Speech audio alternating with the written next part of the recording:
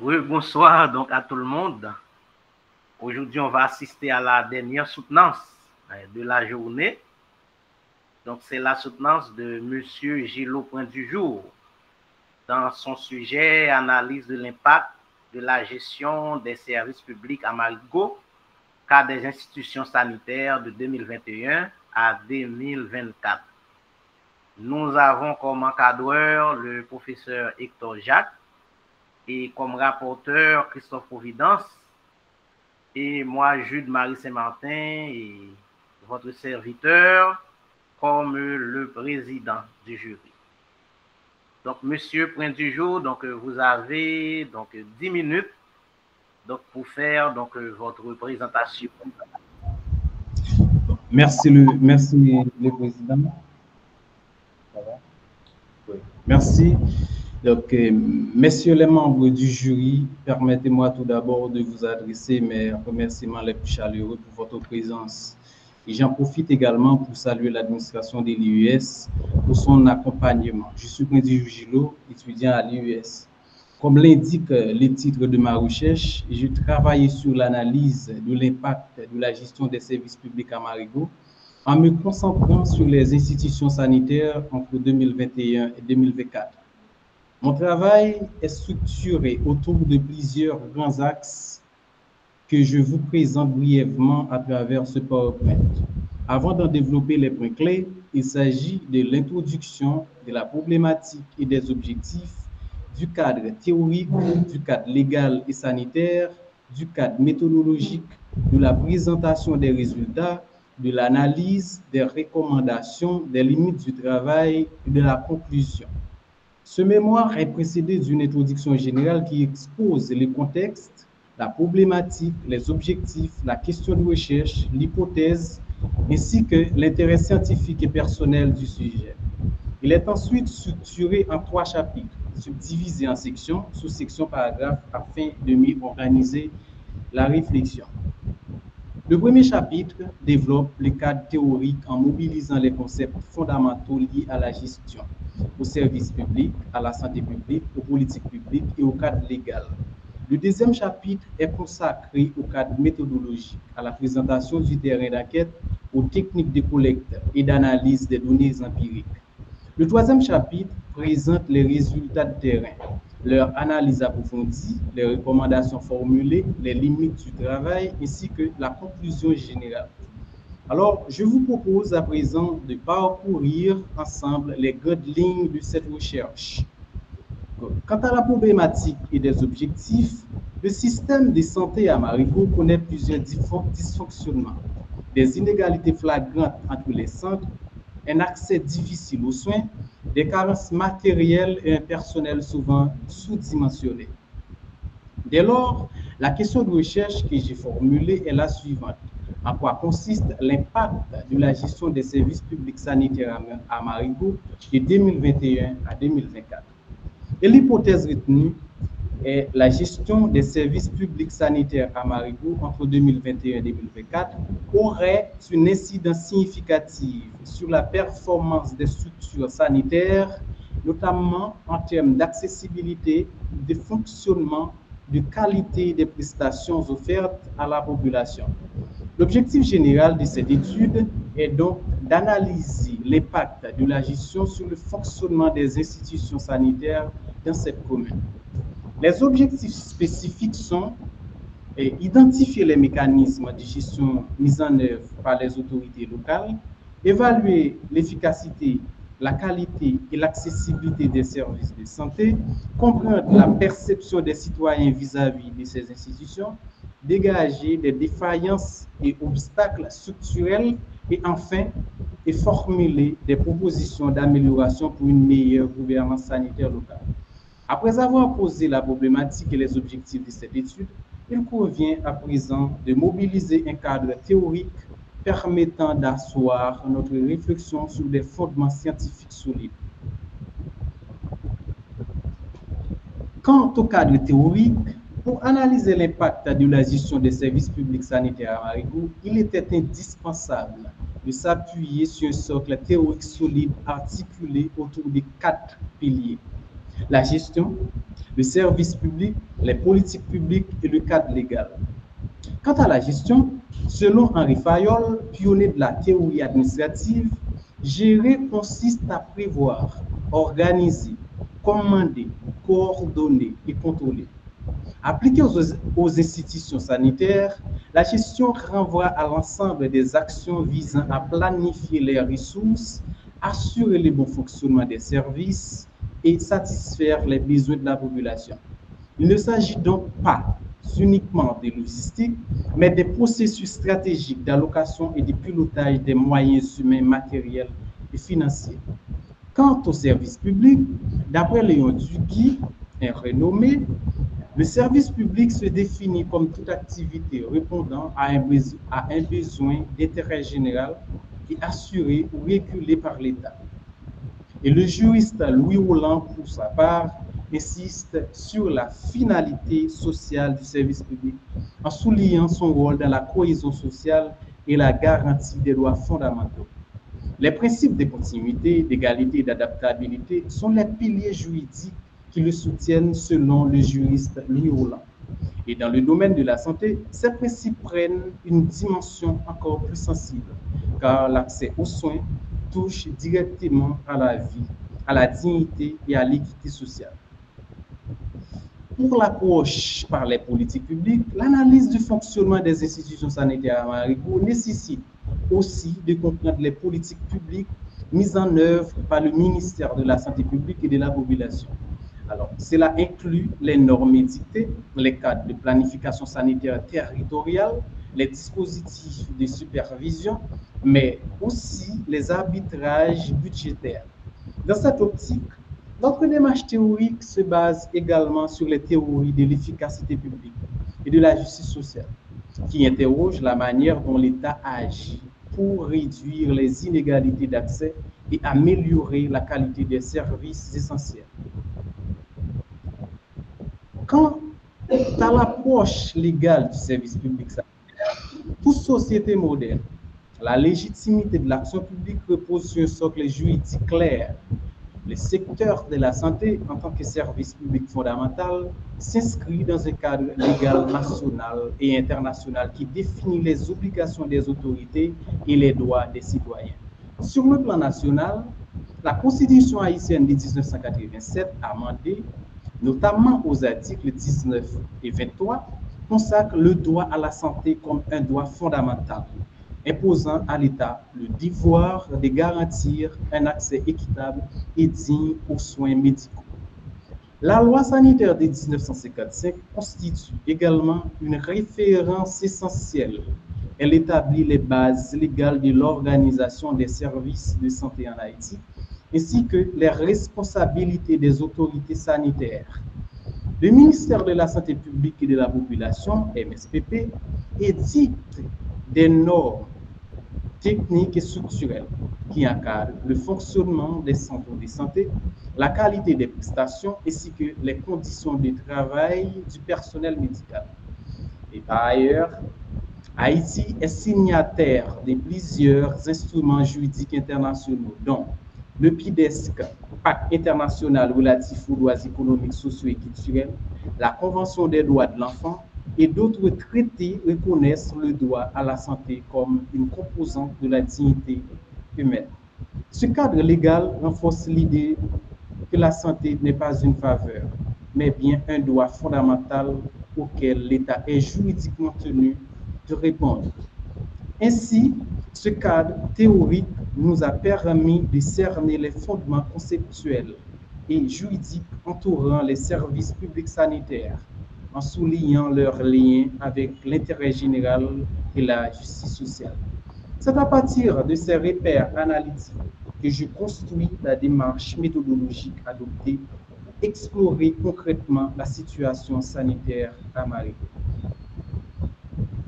Pour le cadre méthodologique, l'étude s'est déroulée dans la commune de Marigot, située dans le département du sud-est d'Haïti, à une vingtaine de kilomètres de Jacmel, de la commune de Jacmel, bien sûr. Cette commune compte 5 centres de santé publics existants, à Marigot, à Centreville, à Pérédo, à Séguin, à Font-Jean-Noël et à Grand-Rivière. ainsi qu'un 6e centre en construction à la Guillaume, dans une localité. Évidemment. Pour collecter les données, j'ai adopté une démarche qualitative avec des entretiens semi-directifs réalisés auprès de 14 personnes, médecins, infirmiers, agents de santé, usagers, élus locaux et un ambulancier. Quant aux observations directes dans les structures, les données ont été analysées selon une codification thématique, c'est-à-dire en identifiant les récurrences dans les discours, les perceptions et les constats afin de dégager les points saillants. Alors, je vous présente maintenant les résultats obtenus.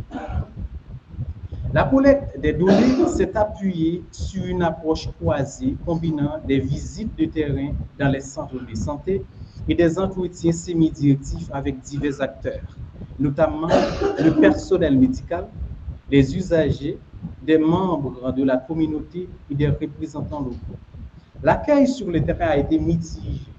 Si certains participants se sont montrés disponibles et ouverts, d'autres, en particulier parmi les usagers, ont affiché une certaine réserve ou même une méfiance révélatrice du rapport parfois distant ou critique qu'entretient la population et les institutions publiques. Le responsable médical, quant à lui, du centre de santé de Marigot, par exemple, a accepté de participer, mais en posant des conditions strictes, notamment sur la confidentialité des échanges. Ces réactions nuancées traduisent la complexité du lien entre les citoyens et les services publics de santé. Sur le plan structurel, 5 institutions sanitaires publiques ont été identifiées sur le territoire. Les centres de santé de Marigot, donc situés au centre-ville, Séguin, Font-Jean-Nouvel, Pérédo, Grand-Rivière, comme je l'ai mentionné plus haut. Chacune d'elles présente une réalité spécifique.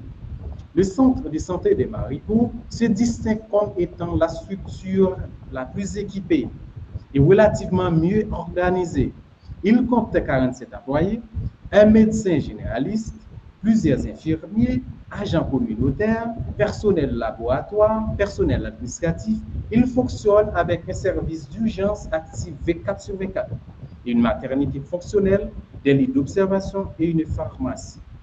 Cependant, les autres centres, Séguin, Font-Jean-Nouvel, Pérédo et Grand-Rivière, font face à de graves insuffisances, pénurie de personnel médical, irrégularité dans les heures d'ouverture, rupture fréquente des médicaments, absence de matériel de base, et dans certains cas, l'offre des soins est même suspendue pour plusieurs semaines, surtout dans les zones reculées et enclavées.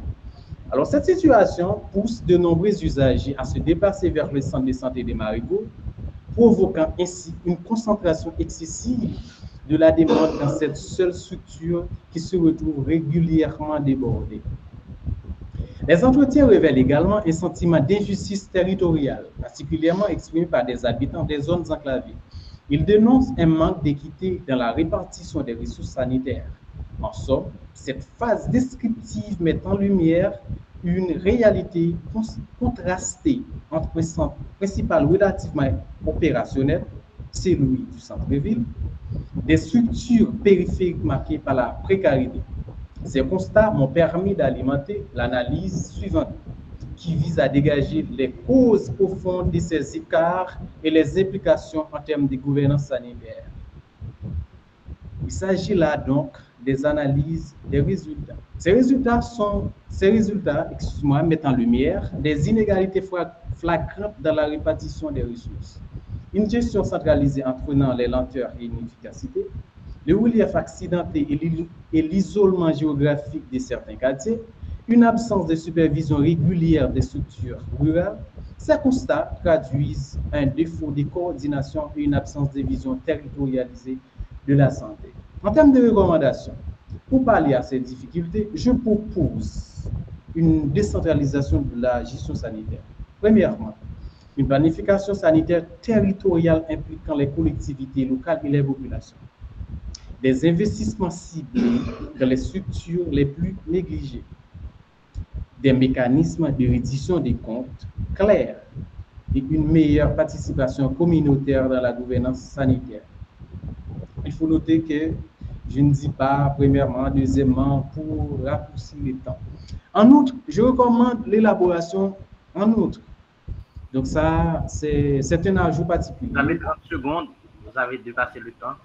D'accord, d'accord. En outre, je recommande l'élaboration d'une proposition de loi visant la prise en charge systématique par l'État des accouchements par césarienne qu'il ait lieu dans les structures publiques ou privées dans une optique de justice sociale et d'égalité d'accès aux soins. Une telle législation permettrait de sauver des vies, en particulier parmi les plus vulnérables dans la commune. Comme tout travail scientifique, le mien présente des limites que je reconnais humblement.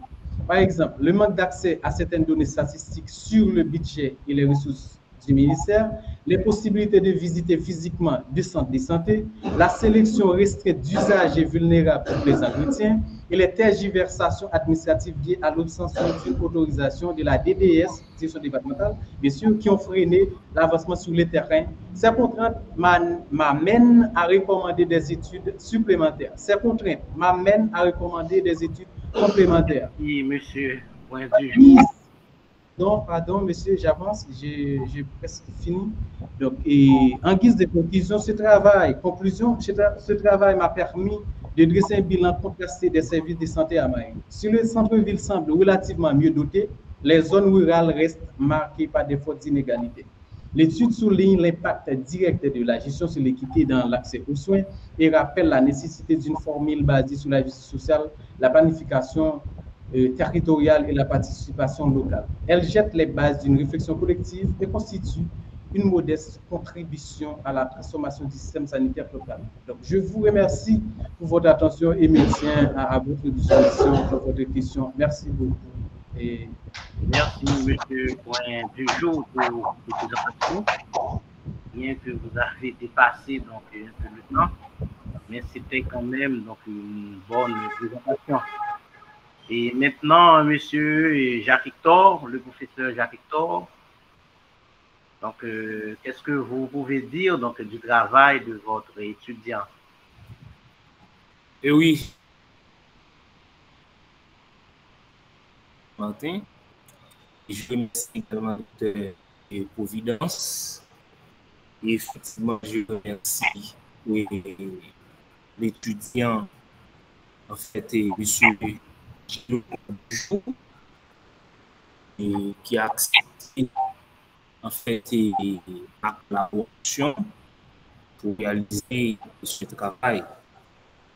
C'était pas du tout facile compte tenu en fait des problèmes de signal, de etc. Donc finalement la connexion est très mauvaise.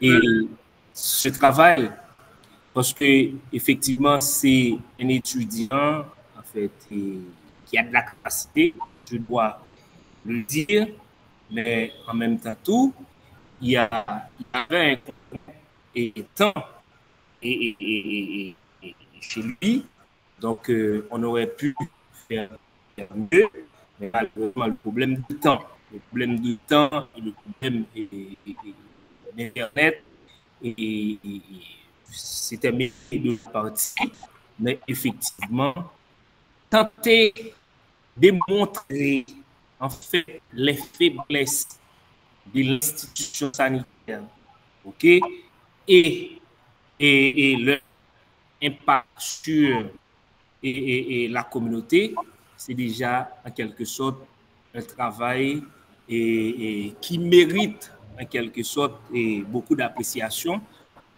Effectivement, par exemple, on regarde le fonctionnement des institutions sanitaires en Haïti, pas seulement les institutions sanitaires en Haïti, mais il y a d'autres institutions également.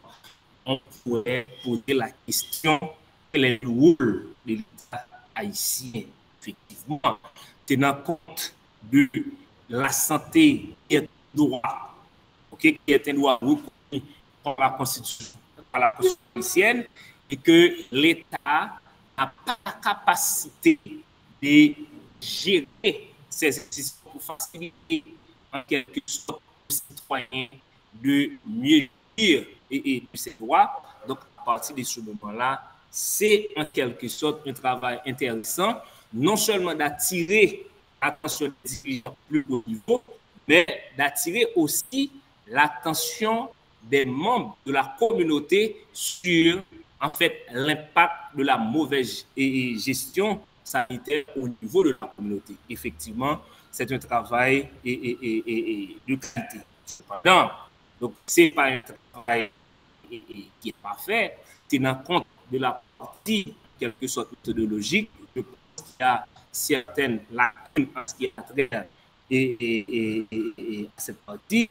Cependant, ces lacunes, je vais dire qu'il y a en quelque sorte, non seulement des lacunes en ce qui a trait au niveau de la communauté, au niveau de la des responsables sanitaires, donc il n'y avait pas de collaboration pour faciliter l'étudiant de mieux apprécier ce travail. Mais de toute façon, c'est quand même un travail osé qui mérite d'être apprécié. Qu'est-ce que je peux dire? Merci, professeur Jacques Hector. Donc, j'espère que l'étudiant, ou du moins tout le monde a bien entendu, puisqu'il y avait un problème de communication. Mais en gros, donc, j'ai pu donc, entendre et peut-être à 50% et le contenu de votre intervention. Maintenant, je vais céder la place au docteur Providence, donc, qui va normalement apprécier donc, le travail de l'étudiant. Docteur Providence. Merci, Monsieur le Président. Bonsoir tout le monde. Bonsoir, chers collègues Hector. Et j'espère que l'impétrant, il nous écoute. Je ne vois pas sa caméra. Il n'a pas mis sa caméra.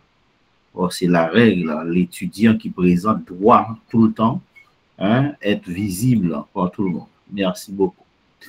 Donc voilà, alors je vais faire d'abord quelques remarques à Monsieur Point du Jour, ou cher Gilo. Ce qu'il y a, c'est qu'on rappelle que c'est un exercice qui doit permettre à l'étudiant, sous le contrôle strict de son encadreur, qui doit lui permettre d'améliorer, de peaufiner son travail. On le rappelle. Et comme je vois généralement, on parle de délai, je rappelle à tous que on ne fait pas de délai par étudiant, c'est pas à la tête des gens. Dès le départ, dès le premier jour, tout le monde sait à quel moment il y aura soutenance à l'IS. C'est connu. Donc, vraiment, j'ai vu, c'est pas que mon cher ami Hector, mais il y a d'autres qui ont tenté de pointer du doigt le délai. Or, le délai n'a aucun problème. C'est surtout ceux qui sont appelés à les respecter, qui pensent pouvoir faire comme ils veulent, quand ils veulent. Attention, attention, il y a des règles et ça s'applique à tout le monde. Ça s'applique à tout le monde. Alors, point du jour, j'ai un premier souci majeur. Même si j'apprécie l'effort, je me demande, est-ce que tu as lu le canevas? Ce n'est pas uniquement la page de couverture, hein, mais il y a des éléments qu'on évoque dans le canevas. Et par exemple, comment on fait une citation, par exemple, le découpage du texte, hein, parce que dans le canevas, on a clairement dit qu'il y a 3 niveaux de titres. Toi, tu inventes un 4e niveau, je ne sais pas pourquoi, et tu oses appeler même section sous section, et tu mets un grand point. Je ne sais pas d'où tu tiens ça, mais ce n'est pas dans le canevas de l'IUS. Il y a 3 niveaux de titres. La preuve, c'est que tu as des titres en veux, tu en voilà, des fois qui sont mal, ou qui empêchent le lecteur de bien comprendre la progression des idées. Donc, il faut nettoyer à fond. Et le canevas, chez nous en tout cas, les règles ne sont pas faites pour être violées, hein, parce que sinon tu n'auras pas droit à ton parchemin de diplôme. D'accord? Donc oui, il y a cette étape, d'accord, franchie aujourd'hui, mais il faut corriger et selon les normes de l'IUS. Chacun ne vient pas avec ce qui lui passe par la tête, etc. Attention, il y a des normes, je t'invite, comme j'invite les autres étudiants à les respecter. Alors, ton travail est vraiment merci pour le sujet, hein, parce que c'est une problématique, on va dire, importante, hein, même s'il y a des choses, à mon sens, il y a une littérature qui existe que tu aurais dû vraiment t'appuyer sur cette littérature. D'accord? Parce qu'il y en a, il y a des travaux qui ont été menés sur les services publics. Hein? Ce n'est pas forcément tel type de service public. D'accord? Mais il y a des travaux sur les services publics. Ça manque cruellement dans ton travail. Et sur le plan de la forme, il y a un problème de déséquilibre. Et c'est dommage. C'est très triste. Même, ça fait de la peine de constater ça. Parce que, bon, je ne sais pas moi, ton premier chapitre fait 16 pages. Donc, déjà, en lisant, j'ai vu ça, j'ai dit, mais il ne peut pas... il aura un problème de déséquilibre. Vu que son texte fait, on va dire, 50, bon, on va dire moins de 60 pages, déjà avoir un chapitre déjà de 16 pages, et en plus, il y a des annexes. Parce que j'ai tout de suite allé voir dans les annexes et j'ai vu que tu as mis plein de choses. Bien entendu, bon, on se demande à quoi ça sert puisque c'est des photos sans commentaire, sans explication dans le texte, sans renvoi. Bon, ça veut dire que tu étais en mode remplissage. C'est-à-dire, on doit avoir des pages. Donc, attention, un travail de recherche, ce n'est pas le nombre de pages qui compte, c'est la qualité des arguments qui compte. Faites très attention. Donc, pour vraiment montrer l'immensité de, en tout cas, ce déséquilibre, il y a premier chapitre 16 pages, deuxième chapitre 7 pages. Et troisième chapitre, descente aux enfers, 5 pages. Conclusion, 5 pages. C'est terrible. Ça veut dire que tu n'as pas vraiment maîtrisé, tu n'arrives pas vraiment à maîtriser ton sujet. Donc, je comprends le problème. Le problème, c'est que tu t'es amusé, hein, tu mets des titres d'ailleurs partout. Et je n'ai jamais vu ça. Et on l'a dit, on l'a répété, pas que moi, même le docteur Célimène le dit tout le temps. Eh bien, tu as osé mettre des titres dans ta conclusion. Dans ton introduction, tu as des sous-titres. Mais c'est interdit. Quand on fait le cours, on dit qu'il y a telle partie, c'est pertinence du choix du sujet. Ce ne sont pas des titres. Hein. Ce ne sont pas des titres qu'on va mettre dans le document. Pour montrer comment, quand on passe de telle partie à tel élément à tel élément, on donne un nom. Mais ça ne veut pas dire qu'on doit garder ça comme titre dans le document. D'accord? Donc, nettoie tout ça parce qu'on ne va pas vraiment... parce que l'administration vérifie, quand je dis l'administration, le conseil et académique vérifie les textes. Hein? Lors des dépôts, et quand on fait le dépôt final, le texte est vérifié. Donc, si on n'a pas compte les remarques, les recommandations, eh bien, il y aura un avis défavorable. Et on va te demander de reprendre ton texte jusqu'à ce que ça respecte le canevas de l'IUS. D'accord? Donc, il faut vraiment qu'on soit tous vraiment clairs sur la procédure. Alors, et puis, moi, je me demande, et c'est la première question, pourquoi tous ces gras? Tu as mis une bonne partie de ton texte en gras. Ça me donne l'impression que tu as été quelque part prendre Et comme c'est en gras déjà, et voilà quoi. Il y a des moments, tu fais un listing, mais il y a pas de mise en forme. Hein? On dit tel élément, tel élément, tel élément, tel élément, mais il n'y a pas de décalage. Non.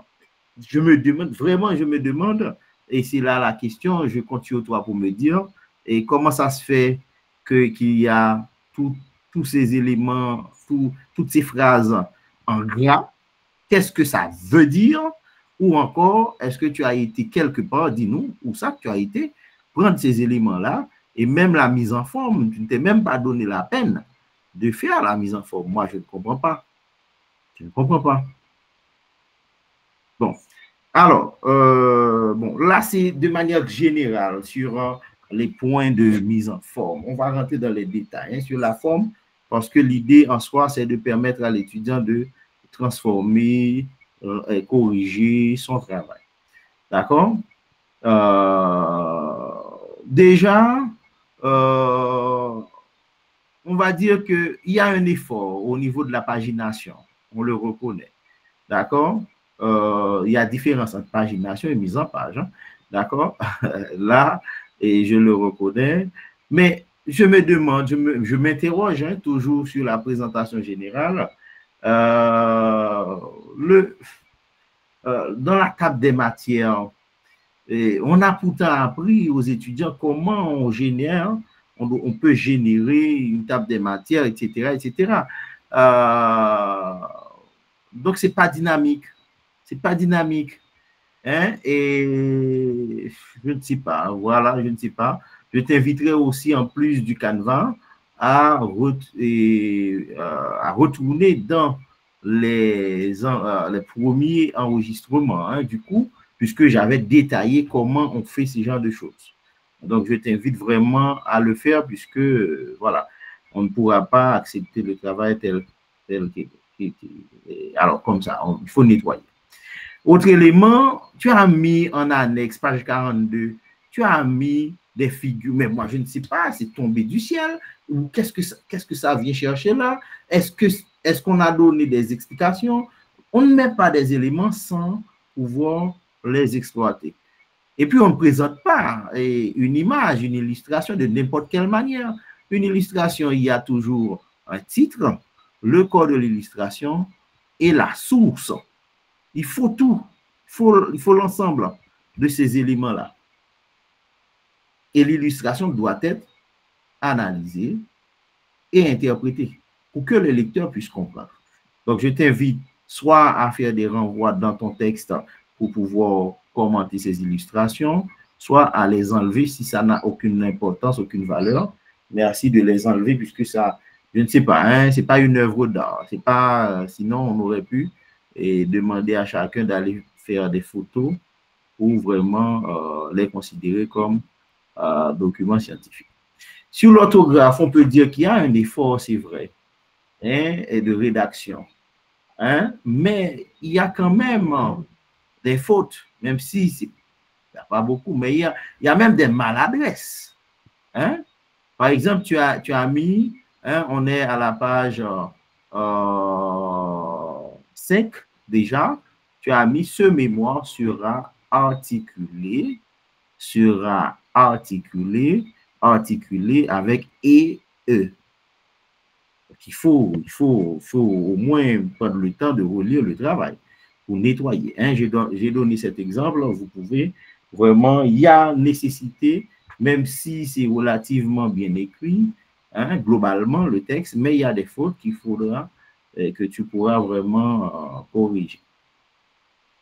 Voilà, et encore sur le plan de la forme, oui, ton introduction, c'est, je vois, j'ai bien compris l'intention, donc c'est bien, mais attention, ta question de recherche, moi, c'est là mon problème, ta question de recherche, et donc, d'où ma question, hein, finalement, pour toi, hein, est-ce que tu peux nous dire le lien entre ton sujet et ta question de recherche, ou est-ce qu'il n'y a pas quelque chose qui manque? J'ai l'impression que tu as oublié, tu as gardé quelque chose en tête et tu as voulu, pourtant, tu dis en quoi consiste l'impact de la gestion des services publics sanitaires à Marigot. C'est du jamais vu. On dit impact sur. Il y a tel impact, tel élément sur tel autre élément. Moi, je ne comprends pas. Donc, il faut reformuler. J'ai l'impression que tu as besoin, en tout cas, de revoir ça, parce que ça, ce n'est pas vraiment... Il y a un problème sérieux de syntaxe. Hein. Donc, je sais que tu pourras transformer cet élément, parce que, bon, moi, je ne comprends pas la question. Hein? Bon, tu vas nous dire si toi-même, tu arrives à comprendre cette question que tu poses. Hein? Donc, j'ai l'impression qu'il y a quelque chose qui est resté dans ta tête que tu n'as pas délivré. Alors, la bibliographie, c'est vrai qu'il y a plein de références et c'est bien, hein? Mais il faut adopter, moi, je ne vois pas dans le Canva où ça qu'on avait dit de mettre... voilà tel élément, document de je ne sais quoi, juridique, ouvrage, etc. Mais on n'a pas dit ça dans le Canva. Moi, je ne sais pas d'où tu sors ça. Je ne vois pas d'où tu sors ça. Il y a une bibliographie, il y a les références classées par nom d'auteur et par ordre alphabétique selon le style à part point. On n'a pas demandé, ce n'est pas une œuvre d'art. Et puis, tu t'es amusé, c'est terrible. Tu as mis site internet et tu as mis que les liens. Qu'est-ce que le lecteur doit faire? Il doit aller à chaque fois sur chaque site, sur ces sites-là. C'est pas comme ça on cite un document numérique. Et pourtant, j'ai pris mon temps, hein, puisque quand j'avais animé le cours de méthodologie, pour montrer comment on fait ces choses-là. Et de manière automatique, de générer ces choses-là. Je ne sais pas, moi, je ne sais pas ce qu'il faut comprendre dans ce cas-là. Donc, merci de prendre le Canva, hein, de te mettre à appliquer les règles. Ça, c'était sur le plan de la forme. Hein. Au niveau du fond, attention, il faut préciser déjà au niveau de la délimitation.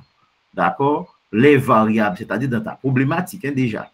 La justification. Donc, on enlève, parce que ce n'est pas parce qu'on ne peut pas ajouter des sous-titres dans une introduction. Une introduction, c'est une introduction déjà. Et on le répète tout le temps. Donc, c'est la manière d'articuler les différents éléments, de passer quand on passe de là à là, etc., etc. Et pour cela, il y a plein de techniques. Maintenant, ce que dans cette introduction, pour la renforcer, d'une certaine manière, il faut bien au moins annoncer les variables qui seront ou qui pourraient te permettre, pardon, de mesurer l'impact. Parce que tu veux mesurer l'impact. Mais sur quelle base? En référence à quoi? Quelles sont les variables? D'accord? Ce serait vraiment bien de bien, par exemple, même si dans le corps de ton texte, il y a des éléments, tu as évoqué quelques éléments, et par exemple, l'accessibilité. Il faut bien montrer comment on passe du flou théorique à des éléments palpables pour pouvoir mesurer l'impact. La performance, équité, il faut opérationnaliser. Et ça manque. Même si, globalement, il y a des éléments dans le travail et qui, d'ailleurs, c'est pourquoi on a autorisé la soutenance. Au niveau du cadre d'analyse et de la qualité de la revue de littérature, je reviens volontiers. Eh bien, oui, il y a une volonté de mobiliser les classiques, mais à un moment donné, je me demandais, mais ces classiques-là, déjà, ça remonte tellement, c'est dépassé dans d'autres contextes, ok. Bon, ok, on fait référence à ces classiques. D'accord. Quand je parle des classiques, on parle de Taylor en matière de management, les théories du management, et Fayol, etc., Taylor, Weber, etc. Ok, je veux bien, même s'il y a des théories très récentes en matière de gestion des services publics. Moi, personnellement, j'ai proposé une théorie qu'on appelle théorie d'incompatibilité des choix publics. Mais c'est une théorie dans le cadre du management public. c'est-à-dire les mauvais choix d'intervention créent les conditions pour qu'il y ait plus de pauvreté. Pour résumer. Donc, OK, je veux bien que tu t'appuies sur ces théories-là. D'accord. Mais il faut les analyser.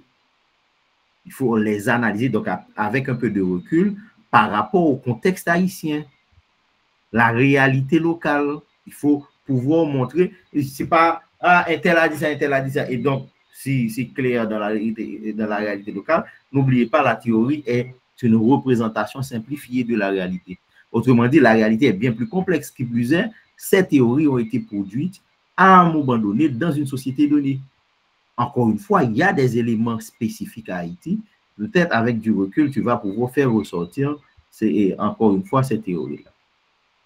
Donc, il n'y a pas de référence critique, finalement.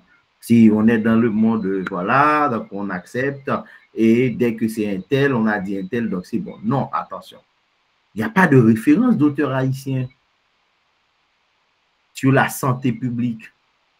Moi, je veux bien croire qu'il y a très peu de travaux qui existent, je veux bien croire ça, mais on ne peut pas dire il y a aucun travail. Je ne crois pas. D'accord? Et donc, il faut peut-être essayer de mettre la main sur quelques références pour renforcer ce côté critique. Ça va te permettre d'approfondir vraiment. Sur le plan méthodologique, il y a une bonne tentative, vraiment au niveau de l'échantillon, le choix échantillonnage, le guide d'entrevue, OK. Bon, l'échantillon, on peut reconnaître qu'avec ce qu'on demande, l'échantillon de 14 personnes, c'est limité. Donc, ça limite un peu, mais bon, pour un travail de licence, on comprend, mais il ne faut pas prendre pour acquis que avec 14 personnes déjà, voilà. Donc, on aurait pu aller vers plus de répondants.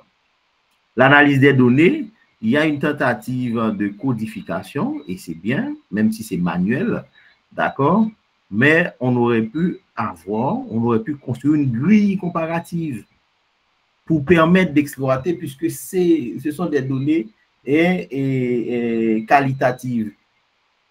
Donc, il faut une grille qui permet d'interpréter, d'analyser les choses.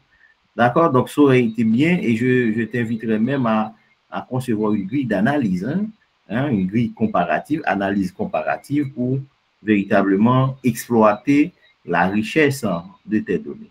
Et enfin, Monsieur le Président, il y a, si on veut, l'analyse, d'ailleurs, c'est pourquoi ça tombe bien, on voit, moi je ne vois pas trop clairement la conceptualisation des effets. Je reste sur ma faim et je demanderai à l'étudiant de nous dire quels sont les indicateurs de performance. Selon lui, donc je ne vais pas aller sur d'autres aspects, mais est-ce qu'il peut partager avec nous 3 indicateurs de performance qu'il a pu vraiment utiliser dans ce travail-là? Voilà, Monsieur le Président. Si besoin est, je pourrais toujours revenir pour clarifier ou prodiguer quelques conseils. Merci, docteur Providence et Monsieur Point du Jour. Donc, vous pouvez réagir maintenant. Monsieur Point du Jour. Ouais. Merci, docteur Providence. Donc, je sais que je vais confronter à la rigueur, tant sur le plan intellectuel et tant sur le plan universitaire, c'est-à-dire à l'intérieur de l'université. Donc, mes 2 années à l'université, j'apprends beaucoup de choses. Donc, c'est avec toute humilité, je progresse sincèrement. Donc, j'aurais pu ne pas pouvoir aujourd'hui soutenir un mémoire. Donc, mais grâce avec nos professeurs à l'université qui demandent toujours des rigueurs. Donc, j'ai pu quand même réaliser ce travail, mais je crois qu'il y a des failles, il y a des faiblesses. Et c'est-à-dire, pour soutenir un mémoire, quand on parle de soutenance, c'est parce que le mémoire n'a pas de force pour se tenir seul. Donc, il y a des failles, il y a des faiblesses, je sais, et j'en prends note. Pour les recommandations sur la forme, j'en prends note. Donc, je ne vais pas soutenir, je n'ai aucune idée sur la forme que je vais soutenir. C'est-à-dire, je dois seulement prendre note et appliquer à la lettre les recommandations que les rapporteurs, l'excellent et professeur et Christophe Providence me fournit. Donc, sur le plan du fond, il m'a posé une question très pertinente. Quelle référence et pour renforcer et les indicateurs de performance? Donc, selon les standards du MSPP, chaque centre de santé devrait desservir environ 10 000 habitants. Donc, avec au moins 10 lieux d'observation. Donc, il faudrait également un rapport des médecins pour 3 000 habitants.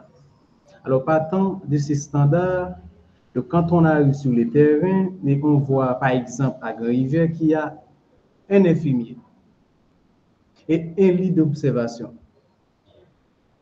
Donc, on voit déjà, on peut constater qu'il y a un décalage entre le standard fixé par le MSPP et la réalité sur le terrain. Donc, c'est un décalage énorme. Donc, c'est visible. On n'a pas même besoin de poser des questions. Donc, on a vu le délabrement des structures. Donc, pour les indicateurs de performance, sincèrement, j'aurais pu faire mieux. Mais maintenant, je sais que je vais travailler là-dessus pour que je remettrai un document donc, à la dimension qu'on le souhaite. Donc, je prends note et je comprends toutes les recommandations. Donc, je vais travailler là-dessus. Merci, monsieur. Point du jour. Donc, docteur Providence, est-ce que vous avez donc d'autres réactions? Non, ça va pour moi. Donc, j'espère qu'il va mettre tout ça en application et on sera. D'ailleurs, il y a plusieurs collègues qui seront mobilisés pour vérifier chaque document. Je ne sais pas, il y a une coupure. Il y a une coupure de temps en temps. Par intermittence, monsieur. Non, mais je disais que j'espère que tu vas mettre en application, tu vas corriger ton travail.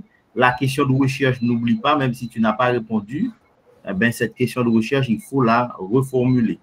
Je comprends l'idée, mais tel que formulé, on dit impact de tel élément sur tel autre élément. Donc, il faut revoir ta question de recherche puisque la formulation n'est pas correcte. Voilà, merci, Monsieur le Président. Oui, professeur Hector? En fait, je n'ai pas tellement de choses à avancer, seulement, en fait, quand je travaillais à l'étudiant, et je lui ai fait part, en fait, de mes réserves par rapport au travail, et je lui ai dit, donc, il y a certaines choses qui devaient être corrigées après la soutenance. Donc, il le savait. Donc, en ce qui a trait à bien des remarques évoquées par Dr. Providence, donc je lui ai déjà parlé à ce sujet. Donc, je pense qu'on va nous remettre au travail pour corriger le travail en fonction des remarques du docteur Providence, parce qu'effectivement, il y a des choses à corriger dans le travail. Oui, monsieur Point du jour, est-ce que vous avez un dernier mot? Et normalement, Oui, bien sûr, monsieur et Jules-Marie. Donc, je tiens à remercier vous et le président. Je remercie mon encadreur. Donc, j'ai eu la chance d'avoir le professeur Hector Jacques comme encadreur. Je le remercie. Et merci à monsieur Providence, Dr. Providence. Et merci pour toute la rigueur que vous mettez à la disposition de tout un pays. Aujourd'hui, je me sens fier, malgré les critiques, les recommandations. J'apprends note, je vais travailler là-dessus et la prochaine fois, je pense que ce serait mieux. Merci beaucoup. Je dis merci à tout le monde. Donc, merci, monsieur Point du jour. Donc, merci au professeur Hector, Christophe Providence. C'était la dernière séance et de soutenance pour aujourd'hui. Demain, je crois, on aura 5 autres soutenances. Donc, c'est un véritable marathon donc, que fait l'IUS. Et demain, je serai encore présent, à la fois comme président et rapporteur. Et j'espère donc vous revoir demain. Donc, pour la continuité de notre œuvre. Donc, bonne soirée. Donc, je ne sais pas, Christophe, docteur Professeur, si vous avez donc quelque chose à ajouter, bien